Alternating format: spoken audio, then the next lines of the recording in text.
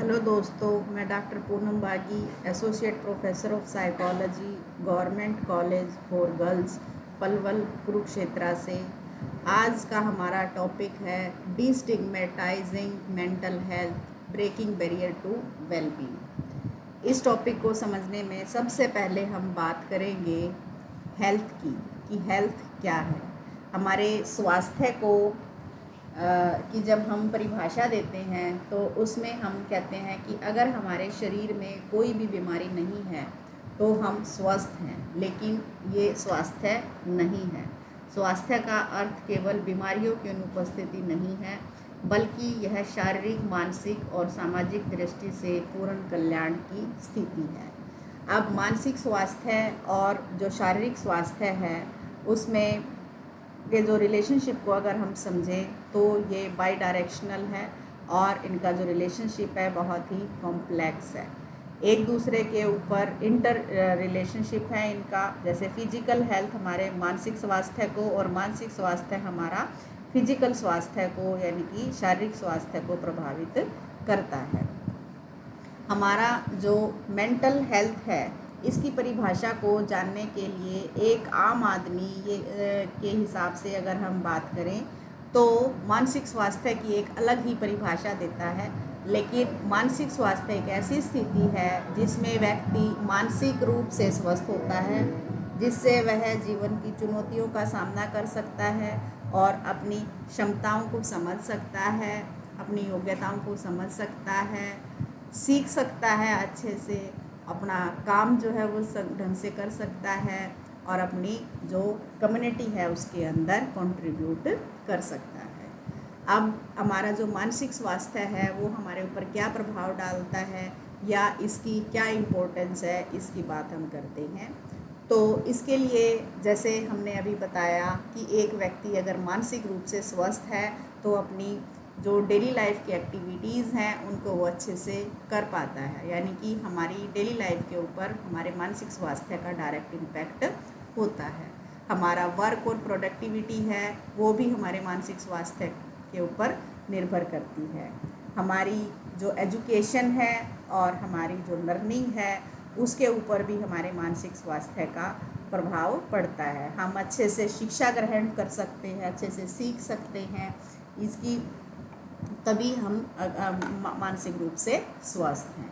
तो मानसिक स्वास्थ्य के ऊपर का जो हमारी एजुकेशन है और जो हमारा सीखने की क्षमता है उसमें भी बहुत बड़ा रोल है, बहुत प्रभाव डालता है। हमारा सोशल इंटरेक्शन में हमारी मेंटल हेल्थ बहुत इम्पोर्टेंट रोल प्ले करती है।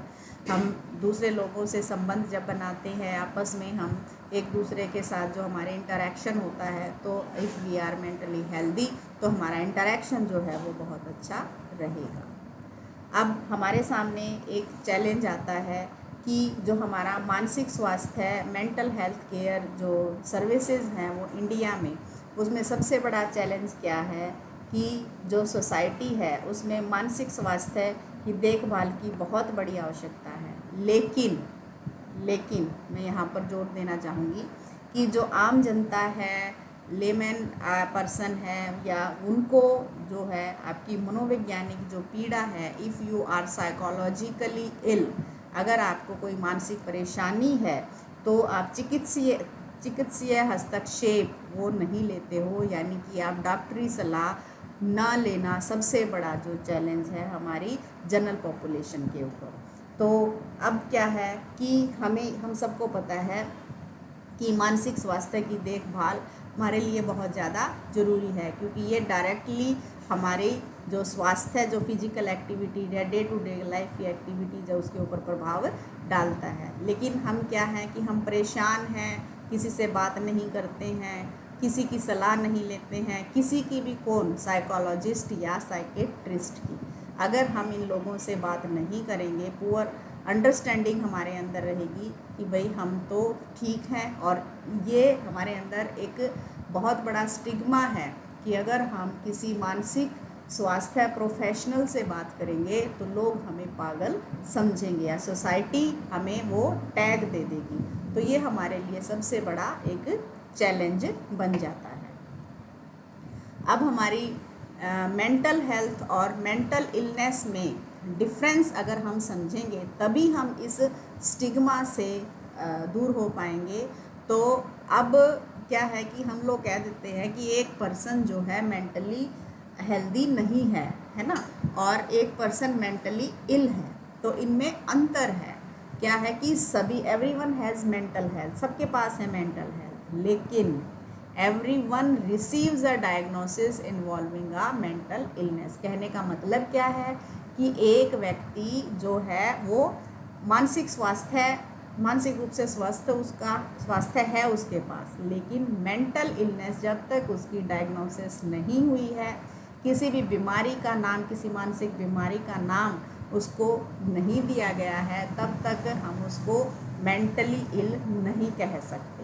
तो मेंटल इलनेस के लिए डायग्नोसिस होना उसका बहुत ज़्यादा ज़रूरी है कि इसको एंजाइटी डिसऑर्डर है, फोबिया है, उसको इसी तरीके से आपका डिप्रेशन है या कोई और भी साइकोसिस प्रॉब्लम है, स्किज़ोफ्रेनिया है, ईटिंग डिसऑर्डर है। जैसे अगली स्लाइड में हम बात करेंगे कि अगर उसको कोई भी बाइपोलर डिसऑर्डर है, ठीक है ना, एंजाइटी डिसऑर्डर है, डिप्रेसिव डिसऑर्डर है, ईटिंग डिसऑर्डर है, स्लीपिंग डिसऑर्डर है, तो एट्सेट्रा एट्सेट्रा अगर ये प्रॉब्लम्स हैं उसको, तो हम उसको क्या कहेंगे कि उसके अंदर मेंटल इलनेस है। अदरवाइज़ वो पर्सन जो है मेंटली इल नहीं है। अगर उसको एक व्यक्ति हमेशा चिंता करता रहता है लेकिन उसकी चिंता बहुत कम समय के लिए रहती है, तो हम उसको मेंटली इल नहीं कहेंगे। जब तक कि उसको एंजाइटी डिसऑर्डर की श्रेणी में ना आ जाए या साइकोसिस की श्रेणी में ना आ जाए, तब तक हम उसको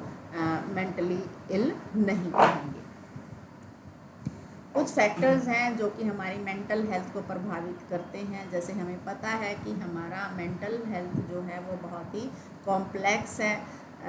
इसके अंदर हमारे बायोलॉजिकल, साइकोलॉजिकल और सोशल फैक्टर्स हैं जो कि हमारे मेंटल हेल्थ को, मानसिक स्वास्थ्य को प्रभावित करते हैं। अब मैं यहाँ पर जो बात करूँगी, कुछ ऐसी कंडीशंस की बात करूँगी जो कि हमारे मेंटल हेल्थ को प्रभावित करती हैं। जैसे फॉर एग्ज़ाम्पल यहाँ पर मैंने लोनलीनेस एंड आइसोलेशन की अगर हम यहाँ बात करें, तो हमारा पार्टनर है या फ्रेंड्स है, फैमिली मेम्बर्स है, स्पाउस है, अगर इनसे हमारा बिछो हो गया है तो हम जो है या फिर हम लोनलीनेस फील करते हैं, इनके कारण हम अकेलापन महसूस करते हैं। ठीक है, पुअर फैमिली कनेक्शंस हो गए हैं हमारे, पुअर फिजिकल हेल्थ हो गई है, ठीक है ना। तो ये इसकी वजह से आप अलग थलग रहने लग जाते हो, अपने आप को अकेला समझते हो। लैंग्वेज बैरियर्स की वजह से आपके अंदर लोनलीनेस आ जाती है। आपका कनेक्शन जो है आपकी कल्चर से जो है वो टूट जाता है। इसके अलावा ग्रीफ और लॉस की बात करेंगे, किसी लव्ड वन की डेथ हो गई है, हमारे रिलेशनशिप की एंड हो गया है, जॉब छूट गई है हमारी, हमारे जो बच्चे हैं वो घर छोड़ के चले गए हैं, फैमिली से सेपरेशन हो गया है। तो ये कुछ कारण हैं जिसकी वजह से हमारी जो है मेंटल हेल्थ अफेक्ट होती है। हमारा डोमेस्टिक और फैमिली वायलेंस है, उसकी वजह से भी हमारी मेंटल हेल्थ अफेक्ट होती है। घर में आए दिन झगड़ा रहता है, इमोशनल ट्रॉमा आपके अंदर आता है, आपके घर में मारपीट होती है, आपको फिजिकल रूप से डराया धमकाया जाता है ना। आपका जो ह्यूमिलिएशन आप फील करते हो, साइकोलॉजिकल और इमोशनली आपको नुकसान पहुंचाया जाता है, आपका नाम लेके आपको चिढ़ाया जाता है, ठीक है, फाइनेंशियली अनफेयर कंट्रोल होता है। तो ये जो हैं आपके कुछ ऐसी चीज़ें हैं जो कि आपको मानसिक रूप से अस्वस्थ बनाती हैं। कुछ ऐसे सिम्टम्स की बात करेंगे अब हम यहाँ पर। कुछ ऐसे वार्निंग साइंस हैं जो कि ये बताते हैं कि आप मेंटल इलनेस की तरफ जा रहे हो। जैसे फॉर एग्ज़ाम्पल आप ईटिंग और स्लीपिंग जो है बहुत ज़्यादा करते हो या बहुत कम करते हो, बहुत कम खाना खा रहे हो, बहुत कम सो रहे हो, या बहुत ज़्यादा सो रहे हो, या बहुत ज़्यादा खाना खा रहे हो। तो इसकी ऐसी कंडीशन में भी आपको जो है क्या होगा, आपकी मेंटल हेल्थ जो है वो डिटीरियोरेट होने की संभावना रहती है। आपको ऐसे लगता है कि मेरे अंदर एनर्जी की कमी है, आपको ऐसे आपकी जो डेली रूटीन की जो एक्टिविटीज़ हैं वो आप नहीं कर पाते हो, आपको लगता है आपके नमनेस की फीलिंग आपके अंदर आ रही है, आप होपलेसनेस की आपके अंदर फीलिंग आती है, आपके अंदर जो है अनएक्सप्लेन्ड एक्स होते हैं, यानी कि दर्द आप बता नहीं सकते, पूरी बॉडी में पेन हो रहा है, कभी सिर में दर्द है, कभी पैरों में दर्द है, कभी बॉडी पेन कर रही है, काफ़ी लंबे समय तक ये कंडीशन जो हैं वो बनी रहती हैं। तो ये कुछ वार्निंग साइंस हैं, आपको इनको पहचानना चाहिए। आप कंफ्यूज रहते हो, आप बात बात को भूल जाते हो, अपसेट रहते हो, हमेशा वरी करते हो, जल्दी जल्दी गुस्सा आपको आता है, ठीक है ना। आपकी जो है थॉट प्रोसेस वो इन्फ्लुएंस हो गया है, फीलिंग हार्म हो रही है, अपनी भी फीलिंग को हार्म कर रहे हो, दूसरों की फीलिंग्स को भी आप हार्म कर रहे हो, ठीक है। तो ये चीज़ें हैं जो आपकी कुछ वार्निंग साइंस हैं, जो कि शुरू में आप अगर इनके ऊपर वर्क करो, जैसे आपको लगता है कि आपको मूड फ्लक्चुएशंस बहुत ज़्यादा, मूड स्विंग्स बहुत ज़्यादा हो रहे हैं, तो ऐसी कंडीशन में आप अपने आप को देखें, ठीक है। जैसे मैंने पहले बताया था, if you are mentally healthy then you can learn about yourself. आप अपने बारे में सीखने की कैपेसिटी रख सकते हो, आप किसी से सलाह ले सकते हो कि भाई मेरे अंदर इस तरीके की है, तो आप रियलाइज़ करोगे कि हाँ मेरे अंदर ये चीज़ें हैं, तो मैं जो है मेरा मानसिक स्वास्थ्य जो है थोड़ा सा डिटीरियोरेशन की तरफ जा रहा है, तो अवेयरनेस आपके अंदर उस चीज़ को लेके होनी चाहिए। तो इन साइंस को आप पहचानिए। इसके बाद हम यहाँ पर कुछ ऐसे तरीके जानेंगे जिससे कि आपकी मेंटल हेल्थ जो है उसको मेंटेन किया जाए। जैसे मैंने अभी बताया कि आप अलग अलग थलग रहने लग जाते हो, ये एक फैक्टर है। जब आप लोनलीनेस की फीलिंग आपके अंदर आ जाती है, भगवान ना करे कोई ऐसा प्यारा आपका चला गया है, आपको कुछ भी अच्छा नहीं लगता। देखिए time is a big healer कहते हैं, हमारे अंदर एक्सेप्टेंस आ जाती है, तभी हमारा जो टाइम है वो बिग हीलर माना जाता है। इसीलिए क्योंकि वो धीरे धीरे, जैसे हम फॉरगेटिंग की बात करते हैं कि हम भूलते हैं क्योंकि हम भूलना चाहते हैं, बहुत सारी ऐसी चीज़ें हैं जो कि हमारे अंदर हमें धीरे धीरे इस चीज़ को, हमारा जो लॉस हुआ है उसको भुला देंगी। तो इसके लिए आपको क्या करना है कि आपके साथ कोई ऐसा ट्रॉमा हुआ है जिसके कारण कोई भी ऐसा फैक्टर है, तो उसको आप शेयर करें, आप अपनी फीलिंग्स को लिखें, आप अच्छे से जो है खाना खा सकते हैं, ईट वेल। आप अगर आपके अंदर न्यूट्रिशंस की पूरे होंगे, जैसे विटामिन डी, विटामिन B12 आपके अंदर कंप्लीट होगा, तो आपकी नेगेटिव थिंकिंग जो है वो उसके अंदर नहीं, आप उसकी गिरफ्त में नहीं आओगे। जब नेगेटिव थिंकिंग नहीं होएगी तो आपका जो है शारीरिक स्वास्थ्य है वो सही रहेगा। अब जैसे विटामिन B12 या विटामिन डी की कमी होगी है, जैसे विटामिन डी की कमी होगी है, और या तो उससे कैल्शियम का डिपॉजिट जो है वो आपका कम हो जाता है, वो नहीं हो पाता है। B12 है, उससे भी बहुत सारी शारीरिक समस्याएं आती हैं और मानसिक तो आती ही हैं।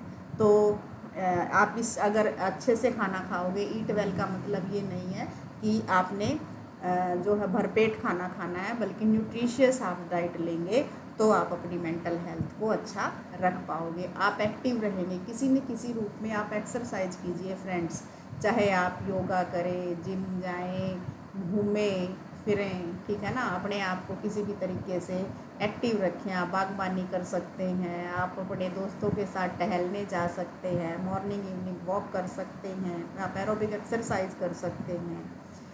आप अपनी जो स्लीप के ऊपर भी ध्यान दें, आपका जो स्लीपिंग पैटर्न है, आजकल का जो स्लीपिंग पैटर्न है, स्टूडेंट्स की बात करें या हमारी ही मतलब एक दरमियानी सी उम्र के अगर लोगों की बात करें, बुज़ुर्गों की बात करें, तो सभी आजकल मोबाइल के ऊपर लगे रहते हैं, और पता नहीं कितनी कितनी देर तक हम एक रील के चक्कर में लगे रहते हैं, देखते रहते हैं उसको, और हमें टाइम का पता ही नहीं चलता, और हमारा जो स्लीपिंग पैटर्न है, जो बायोलॉजिकल जो हमारा स्लीपिंग साइकिल है वो डिस्टर्ब हो जाता है। तो स्लीप के ऊपर भी हमें ध्यान देने की ज़रूरत है। इसके साथ साथ पर्सनल हाइजीन की भी बहुत ज़्यादा ज़रूरत है, आप टेक केयर करें इस चीज़ की। सनलाइट जो है वो, जैसे मैंने अभी आपको बताया था, विटामिन डी जो है वो हमें सनलाइट से मिलता है, तो सनलाइट भी आप जो है वो लें। आप रेगुलरली जो है अपने लिए टाइम निकालें, चाहे आप 1 घंटा ही निकालें दिन में से, तो 1 घंटे का टाइम अपने लिए निकालें, वो मी टाइम आपका ज़रूर होना चाहिए। इसके अलावा आप नोटिस करते रहें, जो भी आपके बिहेवियर में चेंज आ रहे हैं उनकी तरफ ध्यान दें, उनको आप एक डायरेक्शन दे। आप अगर इफ यू थिंक नेगेटिवली तो उसको जो है उसका रूप परिवर्तित करें, उसको पॉजिटिव की तरफ लेके आए। जैसे हम कहा भी गया है कि change your words change your world, ठीक है ना। अगर आप अपने वर्ड्स को चेंज करोगे, शब्दों को चेंज करोगे, तो आप अपने वर्ल्ड को भी चेंज कर सकते हो, जिससे आपका माइंड परिवर्तित होगा। कुछ देने की भावना रखें, हमेशा टेक नहीं गिव, ग्रेटफुल रहें, कनेक्टेड रहें लोगों से। और आपको इस चीज़ का भी पता होना चाहिए कि जब ज़रूरत है, कब और कहाँ पर हमें किसी की ज़रूरत है, तो उस हेल्प को लेने से हिचकिचाए नहीं।